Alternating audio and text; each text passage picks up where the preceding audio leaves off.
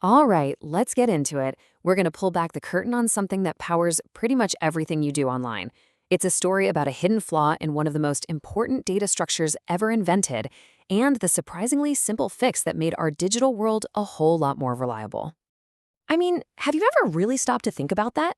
How on earth can a database or a file system find that one specific thing you're looking for out of billions of possibilities in literally a fraction of a second? Well, the answer lies with a quiet, unsung hero of computer science. And here it is, the B tree. This is the hero of our story. The best way to think about it is like the index at the back of a huge set of encyclopedias, right? You don't read every single page. You go to the index, it points you to the right volume, then the right section, and boom, you're on the right page. B trees do that for data, and they are ridiculously good at it. But here's the thing. Even heroes have a weakness. This one had a secret flaw that, in theory, went pretty much ignored for over 40 years, even while it was causing some very real problems out in the wild. Let's see what happens when the perfect theory meets messy reality. And this is where it gets really interesting. On one side, you have the clean, perfect world of theory. Here, all the data keys, think of them as labels, are assumed to be the same size. Everything is neat, tidy, and performance is guaranteed. But then you have the real world. And reality, well, it's a mess. You've got tiny URLs right next to super long ones. And that messiness, it just shatters the performance guarantee. And don't just take my word for it. The researchers who figured this out said it pretty bluntly. As soon as your keys have different sizes, all those rock-solid promises of speed and efficiency, they just go away. This is a huge deal for a piece of code that is literally the foundation of our entire digital infrastructure. So why does this actually happen? It all comes down to these things called pivot keys. Just think of them as the guide words at the top of a dictionary page. If your guide word is really, really long, it takes up a ton of space, right? That means you can't fit as many guide words on that page. And fewer guides means you have to do a lot more page flipping to find the words you're looking for. It's just less efficient. Okay, so just how bad can it really get? Well, the researchers ran a fantastic experiment using Berkeley DB, which is a super common database, to show what happens in the real world when you pick the wrong pivots.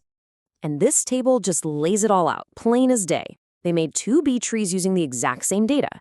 The good tree was built smartly. It was programmed to avoid using those long, clunky keys as its guideposts. And look at that fan out. That's how many guides it can fit per page, a whopping 225. But the bad tree was forced to use long keys, and its fan out just tanks, down to only 5. The difference is staggering. So, to find something in that good tree, the database only has to look at 3 levels, or 3 pages of its index. That is a lightning fast. But in the bad tree, it has to dig through 8 levels. 8! That is almost 3 times more work to answer the very same question. In the world of databases, where every microsecond counts, that difference is an absolute eternity. It's the definition of unpredictable. Okay, so we've got a serious problem on our hands. But the solution?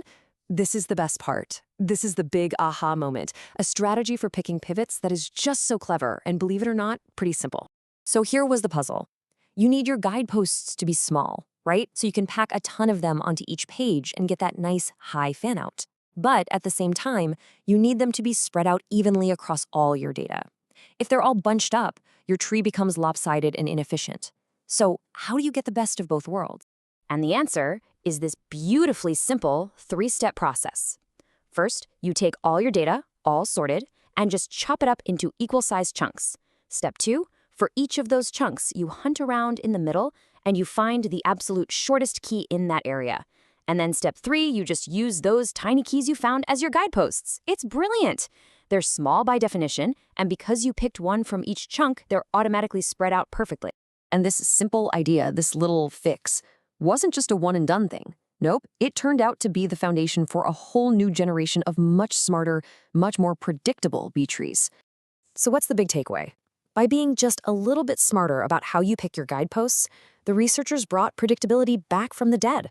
This new kind of B tree performs just as well, on average, as the perfect theoretical one from the textbooks. They basically figured out how to tame the chaos of real-world data. And this strategy turned out to be incredibly flexible. They applied it to build B trees for static data that doesn't change much, and for dynamic data that's always being updated. But the absolute coolest one is the cache-oblivious B tree. I mean, this thing is like a magic trick. It's a single structure that automatically runs at peak performance on any computer you use it on, from your phone to a massive supercomputer, without anyone having to tweak a single setting. It just works. So let's bring it all home. Why does a theory from a computer science paper matter to you and me?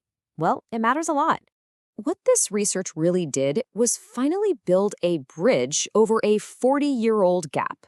A gap between the perfect world of B-tree theory and the messy, complicated way they actually had to be used every single day. It gave them the mathematical guarantees they were always supposed to have, but never did. And that's really what it's all about. This isn't just some abstract academic idea. This is about making the most fundamental tools of our digital lives, our databases, our file systems, our search engines, stronger. It means they're not just fast sometimes, but predictably fast and reliable all the time, no matter how chaotic and messy the data gets. You know, it really leaves you with a great question to chew on. We think of algorithms as these perfect, logical things, but this story proves that the messy, unpredictable real world can expose flaws we never knew were there. It makes you wonder, what other perfect tools that we rely on every day have a similar gap between theory and reality, just waiting for someone to find it?